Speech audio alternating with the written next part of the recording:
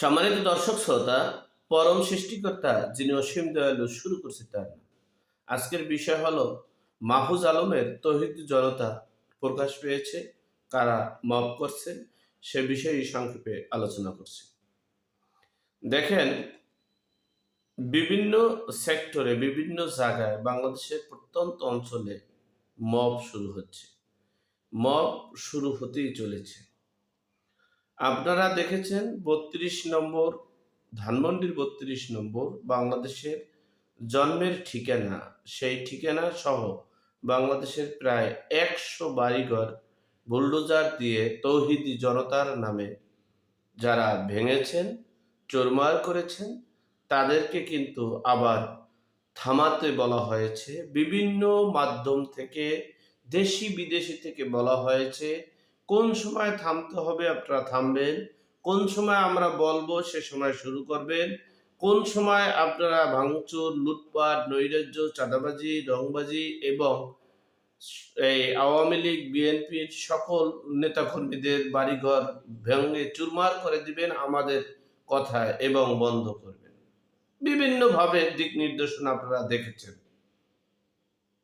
এরপরে ডক্টর মোহাম্মদ ইউনূসও তিনি বলেছেন যে আওয়ামী লীগের শেখ পরিবারের বাড়িঘর আপনারা ভাঙবেন না, আওয়ামী লীগের বাড়িঘর আপনারা ভাঙবেন না।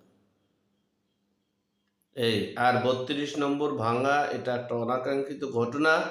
কারণ হচ্ছে ২৪ ঘন্টা এবং ৪৮ ঘন্টা ৩ দিন আগে ঘোষণা দিয়ে সরকারি বুলডোজার দিয়ে অনাকাঙ্ক্ষিত ঘটনা ৪৮ ঘন্টায় ঘটাইছে। সেখানে সেনাবাহিনী গিয়ে পরিদর্শন করে দেখে আসছে যে তাদেরকে ঠেকানোর মতো কোনো লোক আছে কি না।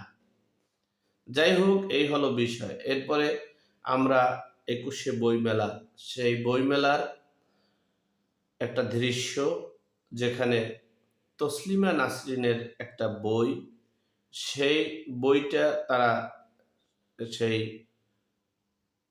টোলে রেখেছেন। রাখার পরে তৌহিদ জনতারা তাকে মারধর করেছে। কি যে চোখটা হইল আমার!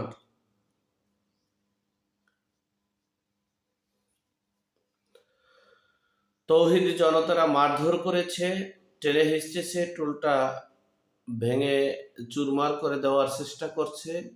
এরপরে পুলিশ গিয়ে নিয়ন্ত্রণ করে তাকে আটক করে ওটাকে সেই টোলটাকে, সেই দোকানটাকে, সেই লাইব্রেরিটাকে বন্ধ করে দিয়েছে। এরপরে মাহফুজ আলম তিনি বলেছেন, তৌহিদি জনতারা আপনারা দীর্ঘ ১৭ বছর পর নির্দ্বিধায় ধর্মীয় প্রচার প্রসারণা চালাতে পারছেন, ধর্মীয় কার্যক্রম করতে পারছেন। আপনারা অতি উৎসাহিত হইয়েন না, আপনারা মববাজি করিয়েন না, আপনারা বিশৃঙ্খলার সৃষ্টি করিয়েন না। যদি আপনারা বিশৃঙ্খলার সৃষ্টি করেন, তৌহিদি জনতারা যদি বিশৃঙ্খলার সৃষ্টি করে, তাহলে আপনাদেরকে আইনের আওতায় আনা হবে। এখন তৌহিদি জনতারা কারা? তারা কোন দলের? তারা কি শুধু মাহফুজ আলমের, না জামাত শিবিরের, নাকি হিজবুত তাহরীর? বিভিন্ন পত্রিকায় এসেছে যে এই তৌহিদি জনতাগুলো হচ্ছে জামাত শিবির ও হিজবুত তাহরীর। কারণ হচ্ছে জামাত শিবির এবং হিজবুত তাহরীর ৩টা সেক্টরে নেতাকর্মী থাকে। একটা সেক্টর হচ্ছে অপ্রকাশিত সদস্য থাকে, যাদের দ্বারা অকারেন্সগুলো ঘটায়। এই অপ্রকাশিত সদস্যরা ধরা পড়লেও তারা প্রকাশ পায় না। আর একটা হচ্ছে প্রকাশিত সদস্য নেতাকর্মী, আর একটা হচ্ছে হিজবুত তাহরীর গোপনীয় যে বিষয়।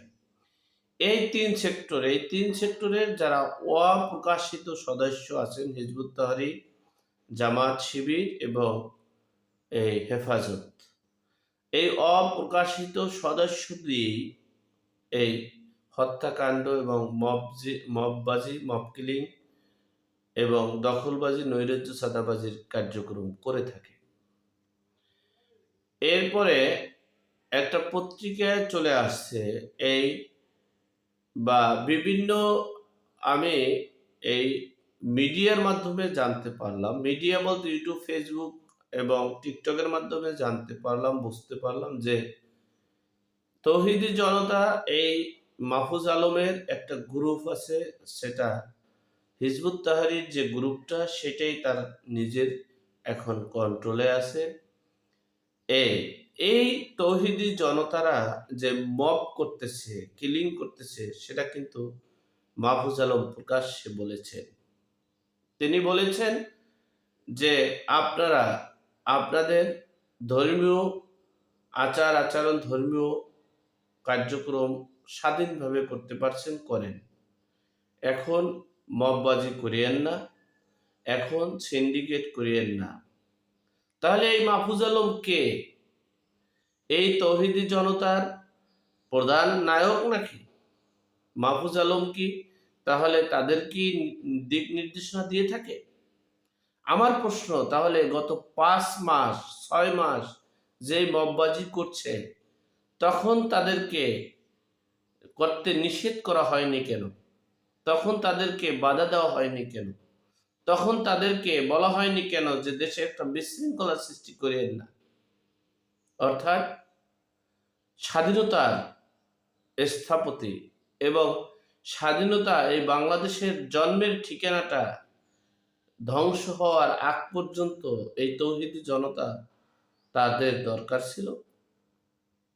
এবং বাংলাদেশের বিভিন্ন সেক্টরে যেখানে মানে এই 1971-এর স্মৃতি বিজড়িত ছিল, স্মৃতি ছিল, সেগুলো ধ্বংস করার জন্য কি এই তৌহিদি জনতার দরকার ছিল? এখন তৌহিদি জনতার দরকার নেই। এখন কি তাহলে ভোটের দরকার, নাকি এখন তাহলে প্রার্থীর দরকার, নাকি এখন তাহলে কিংস পার্টির দরকার? সেটাই এখন বিষয়।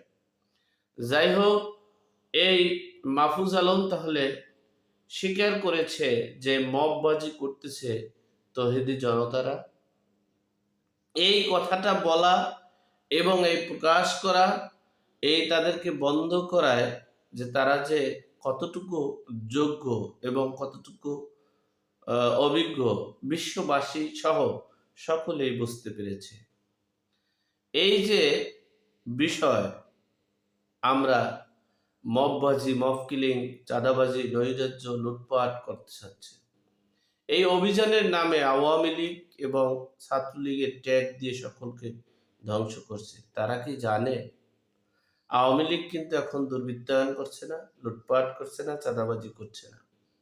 তারা কি জানে যে তাদের আশেপাশে আওয়ামী লীগের চেয়েও ভয়ঙ্কর কিছু আছে, যা তাদেরকে গিলে ফেলবে, তাদেরকে ধ্বংস করবে, তাদেরকে নিস্তেজ করে দেবে? জানে না। আওয়ামী লীগ রাজনীতি করতে পারবে না, সেটা বলেছে। আওয়ামী লীগের নামে রাজনীতি করতে পারবে না। আপনারা আওয়ামী লীগের নিবন্ধন বাতিল করে দেন। নিবন্ধন থাকলে তো সেখানে রাজনীতি করতে পারবে, ভোট দিবে, প্রার্থী হবে। নিবন্ধন বাতিল করে দিলেই তো হয়। যাই হোক, সর্বোপরি কথা হচ্ছে ব্যর্থতার দায়ভার আপনাদের। আপনারা দেশের জনগণের কল্যাণে, দেশের কল্যাণে কতটুকু আগাবেন, কাজ করবেন, আপনার কর্মই আপনাকে ভোগ করতে হবে। আল্লাহ আমাদের সকলকে সঠিক জ্ঞান দান করার তৌফিক দান করুক। আমিন। আসসালামু আলাইকুম।